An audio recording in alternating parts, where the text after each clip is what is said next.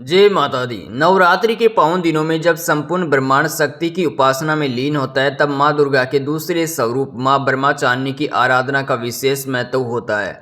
आज के इस विशेष वीडियो में हम जानेंगे कि माता ब्रह्मचारिणी का स्वरूप, उसका महत्व, पूजन विधि और उनकी अद्भुत गाथा।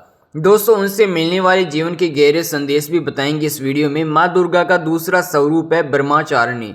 ब्रह्मा का अर्थ है तप, ज्ञान और परम सत्य। चारिणी का अर्थ है आचरण करने वाली, अर्थात माँ ब्रह्मचारिणी वह है जो परम तपस्या और संयम को जीवन में जीती है।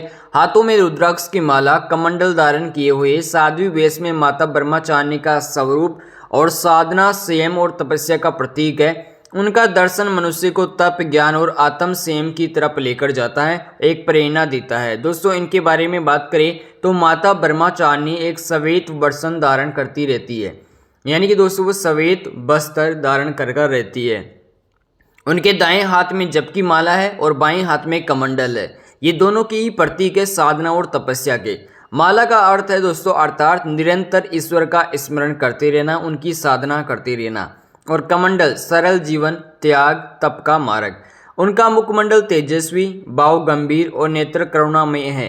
वे इस बात का संदेश देती है कि संयम और तपस्या के बिना मोक्ष में सफलता असंभव है। दोस्तों, इनकी पूजन के बारे में बात करें तो नवरात्रि के दूसरे दिन माँ ब्रह्मचारिणी की पूजा की जाती है। इस दिन के बारे में बात करें तो सबसे पहले घर के मंदिर को गंगा जल से शुद्ध करें। माँ को अक्षत, पुष्प, चंदन, धूप, दीप अर्पित करें। उन्हें शक्कर या मिश्री का भोग अर्पित करना चाहिए क्योंकि यह उनका प्रिय भोजन है। और पूजन के समय ओम ब्रह्मचारिणी नमः मंत्र का जाप करने से अद्भुत फल प्राप्त होता है। कहा गया है कि इस दिन पूजा करने से साधक में तप, संयम और धैर्य की उत्पन्न होती है, धैर्य की शक्ति उत्पन्न हो जाती है।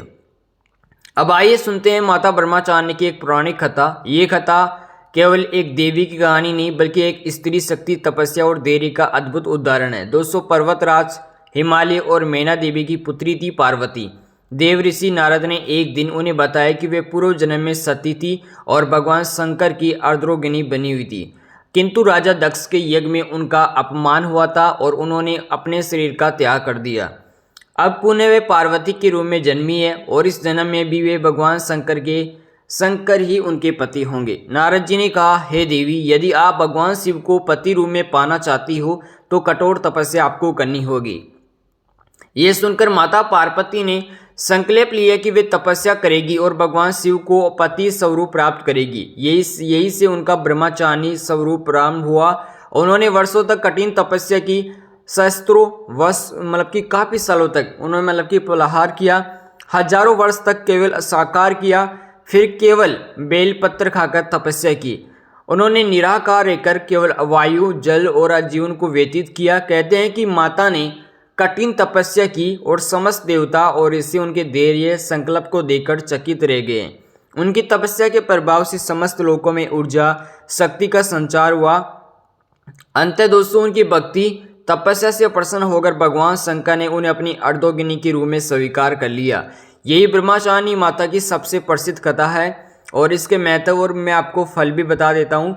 माँ ब्रह्मचारिणी की पूजा करने के लिए साधक में धैर्य, आत्मबल की बुद्धि होती है। जीवन की कठिन मार्ग सरल हो जाती है, मनुष्य का आत्मविश्वास बढ़ता है, विवाह में आ रही बाधाएं दूर हो जाती है और तपस्या स्वयं से सफलता प्राप्त होती है।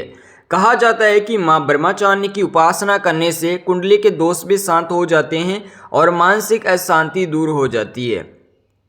माता ब्रह्मचारिणी हमें जीवन में एक संदेश, गहरा संदेश देती है।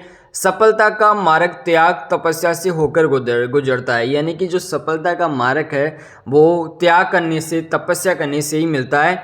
और धैर्य और संयम से बड़ी कोई कठिनाई हो तो विजय प्राप्त पा सकते हैं, यानी धैर्य से और शांति से सभी समस्या पर हम विजय प्राप्त कर सकते हैं। भक्ति और श्रद्धा से जीवन में परम आनंद प्राप्त किया जा सकता है। उनके जीवन में ये सीखने को मिलता है कि यदि लक्ष्य महान हो तो रास्ते भी कठिनाइयों से भरे होंगे। यदि हम इस आधुनिक दृष्टि से देखें तो तप और संयम का अर्थ है आत्म नियंत्रण, शरीर और मन का साधना, कठिन परिस्थितियों में धैर्य रखना। दोस्तों, माँ ब्रह्मचारिणी का एक और संदेश है, यदि हम अनुशासन और संयम से जीवन जिए तो असंभव भी संभव हो जाता है। भाइयों और बहनों, नवरात्रि का दूसरा दिन हमें माँ ब्रह्मचारिणी की आराधना करने का अवसर देता है। इनकी पूजा से जीवन में धैर्य, संयम, भक्ति का संचार होता है। माँ ब्रह्मचारिणी हमें ये सिखाती है कि चाहे कितनी भी कठिनाई परिस्थितियाँ क्यों न हो, यदि संकल्प मजबूत हो तो लक्ष्य अवश्य प्राप्त होंगे।